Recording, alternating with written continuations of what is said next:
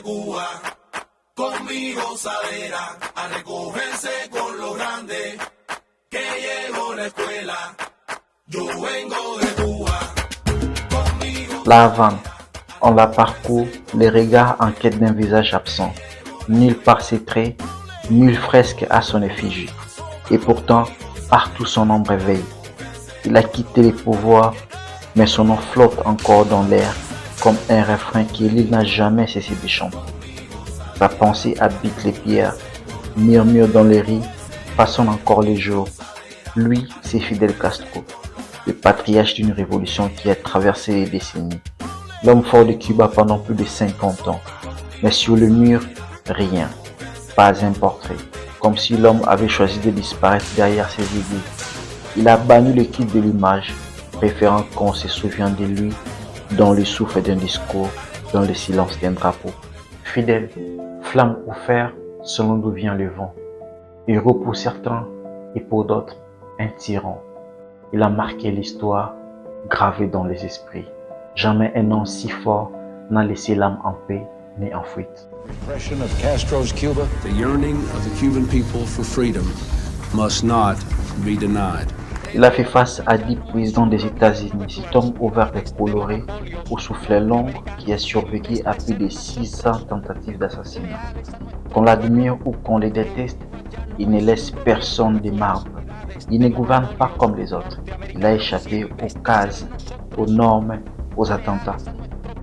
Fidèle, on peut l'aimer ou le haïr, mais on ne peut pas rester indifférent. Rares aussi sont les chefs qui ont fait naître tant d'ardeur et de respect.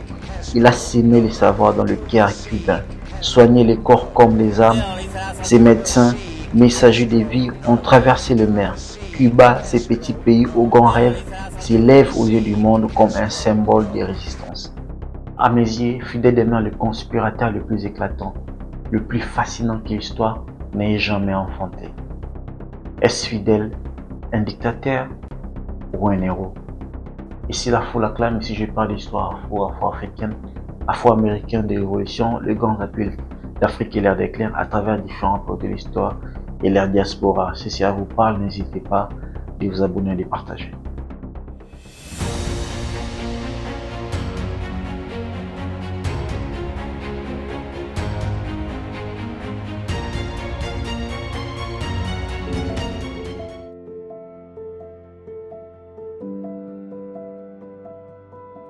On a souvent invoqué l'image de Don Quichotte pour évoquer ceux qui ont défié l'impossible. L'épée tournée vers le moulin du destin. Fidèle à sa manière, fut l'un de ces chevaliers des songes, portant haut les tendances d'utopie qui plusieurs pensaient irréalisables. Il a prouvé en plusieurs reprises que les rêves les plus insensés peuvent prendre corps sous le soleil. À ce titre, il incarne une figure quichotesque, non pas perdue à l'illusion, mais animé d'une foi farouche en l'idéal.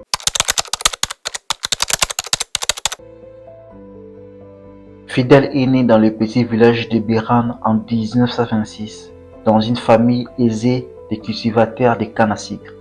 Son père était un immigrant espagnol devenu propriétaire terrien. Il a étudié au collège des jésuites de Belén, puis a poursuivi des études de droit à l'université de la Havane, où il s'est impliqué dans la politique.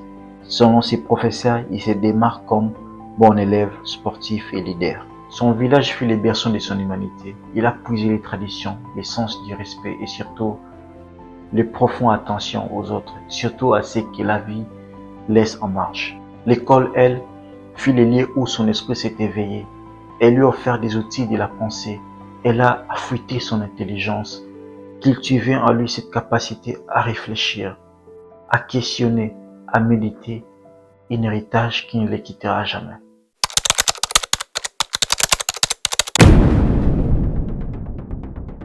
Un homme réfléchi qui s'apprête à commettre un acte audacieux.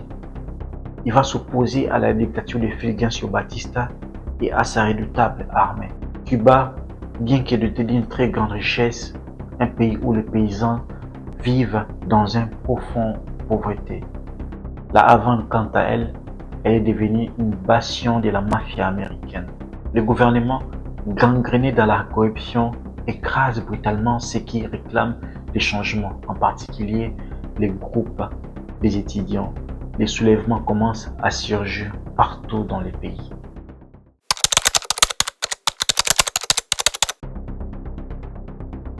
En 1953, Fidel et une poignée de jeunes révolutionnaires tentent à s'emparer de la caserne de Moncada à Santiago de Cuba. L'assaut de la Moncada est un échec. Castro est arrêté. Il fallait une foi immense à ses idéaux pour oser défier une armée aussi redoutable que celle de Batista. L'attaque de la caserne Moncada tourne cependant à l'échec et Castro est capturé. Lors de son procès, beaucoup s'attendaient à trouver un homme brisé, abattu. Mais c'est tout le contraire. On découvre un jeune avocat déterminé qui assure lui-même sa défense avec la clarté et conviction. À mes yeux, c'était sa première véritable victoire. Ensuite est survenue l'affaire dite Mapsudra, un moment crucial qui démontre sa capacité d'inverser les rôles, en passant par celui qui était mis en accusation à celui qui accusait. C'est à cette occasion qu'il prononce sa phrase emblématique. Condamnez-moi, ça n'a aucune importance. L'histoire m'absoudra. Ces moments mettent en lumière sa première caractéristique de son autorité, la maîtrise du pouvoir exercé sur les hommes.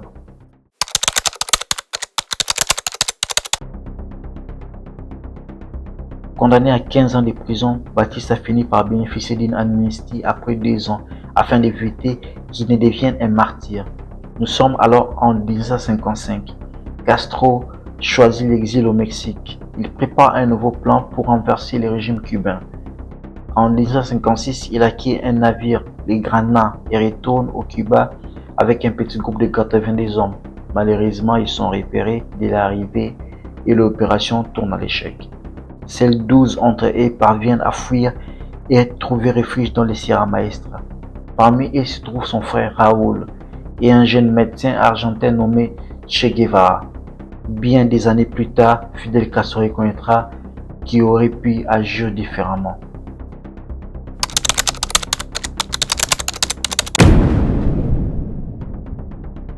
La guerre civile a éclaté après les violentes émeutes qui ont secoué l'ensemble de l'île de Cuba. Après plusieurs défaites, les insurgés menés par Fidel Castro se sont retirés dans la zone forestière de la province d'Orient. C'est ainsi que commence l'épopée de la Sierra Maestra avec presque rien. La légende est en marche, une aventure qui s'étendra plus de 2 ans. I only can tell you with how many men we began this fight. We were only 12 men. Now we are too much more. The terrible for Batista is not how many men we have now, but that we grow every day. Pas encore communiste, du moins pas pour le moment. Che Guevara, lui, n'a jamais dissimulé son engagement. Il est devenu l'un des chefs militaires de la révolution et est resté un proche allié de Fidel Castro.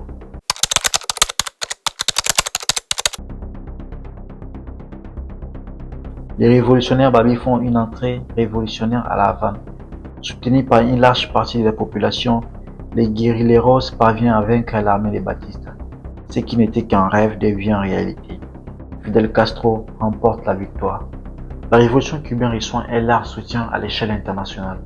Pour faire connaître ses idées, Fidel Castro entreprend une tournée en Amérique du Nord afin d'exposer sa vision et de défendre sa cause.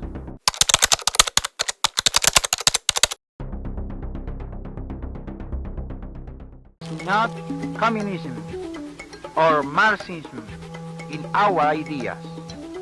Our political philosophy is representative democracy and social justice. Il fallait trancher, capitalisme ou communisme.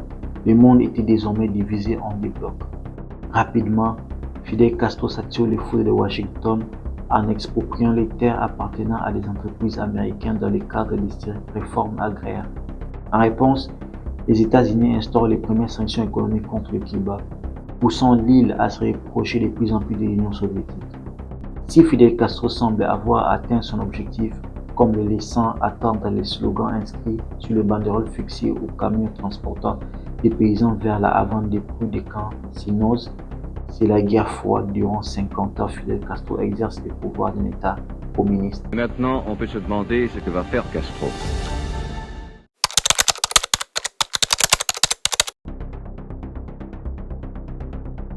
La crise des missiles a plongé le monde à l'angoisse, frôlant le déclenchement d'une troisième guerre mondiale, cette fois nucléaire.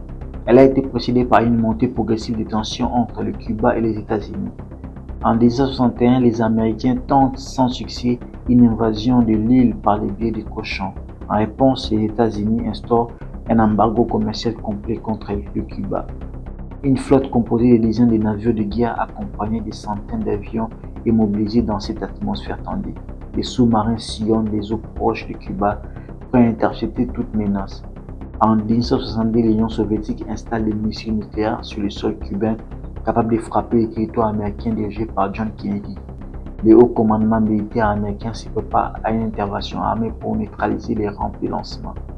À La Havane, Fidel Castro et la population cubaine affichent leur détermination et leur fierté face à la pression américaine. Le refus de céder sur la présence des missiles transforme la crise à une véritable épreuve de force diplomatique entre les deux superpuissances. Fidel Castro n'a pas peur de Batista. La foule s'est dit prêt au sacrifice ultime. Le commandement américain est prêt à envahir Cuba pour détruire les bases de fusées. À La Havane, c'est la fièvre. Castro électrise son peuple. Il refuse tout démantèlement des bases de fusées.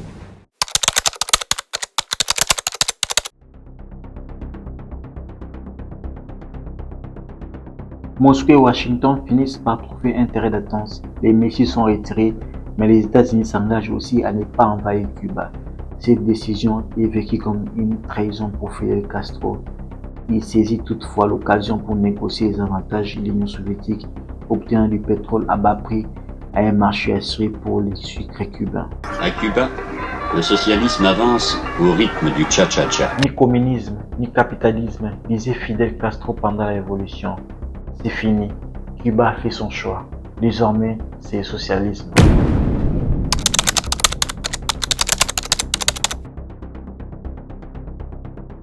Sur le plan politique, Fidel Castro n'accepte aucune contestation. Il est accusé pour avoir organisé des procès expéditifs suivis d'exécutions pour l'emprisonnement de ses opposants et pour la suppression des libertés d'expression.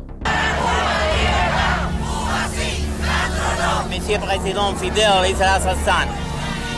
Número exacto, no sé, no doy al tanto. Vamos a meter que hay entre 200, 300, 320 y 400. Al principio de la revolución, cuando Estados Unidos organizó. En 2001, au cours d'une interview exclusive avec Radio-Canada, Fidel Castro admet pour la première fois la présence des prisonniers politiques au Cuba.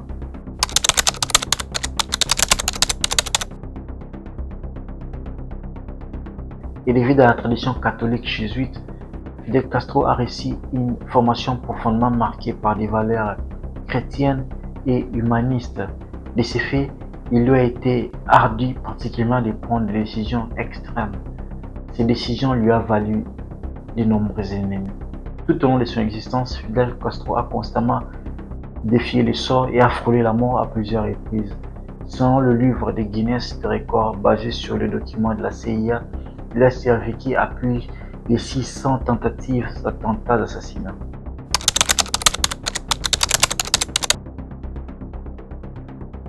En 1990, le bloc soviétique s'effondre.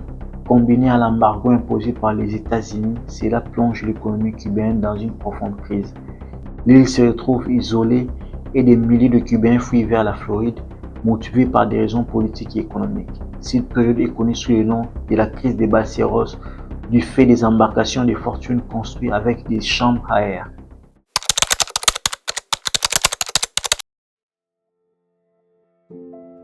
Fidel Castro n'était qu'un humain, pas une figure divine.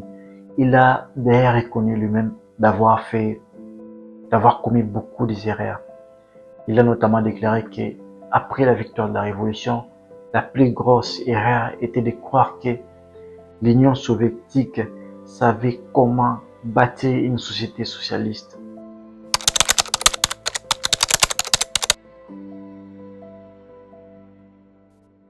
Les passages du temps et les poids de la vie s'y manifestent.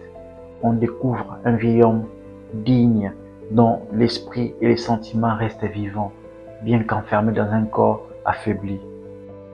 Et pourtant, c'est sa pensée qui domine.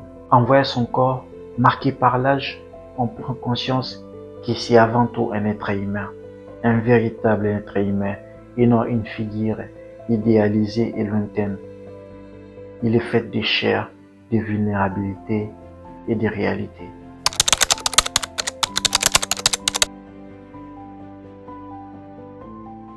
Espero que ninguno de ustedes se desanime en lo mismo.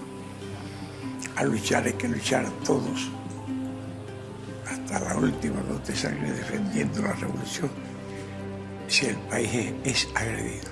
En 2006, lorsqu'il quitte le pouvoir, son frère Raoul qui le succède. Depuis leur jeunesse, Fidel en tant qu'aîné a toujours ressenti une responsabilité envers Raoul. Ces passages marquent un tournant dans l'histoire, à une période où Cuba tente de renouer le dialogue avec les États-Unis.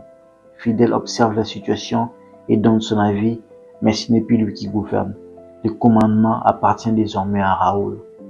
Cet homme accomplit une mission, un devoir, comme la chambre d'un missionnaire religieux. Des hommes comme Fidel, d'enfants, sont des victimes qui souffrent de l'accomplissement d'un devoir. Leur rôle dans l'histoire les a empêchés d'avoir une vie normale, plus tranquille.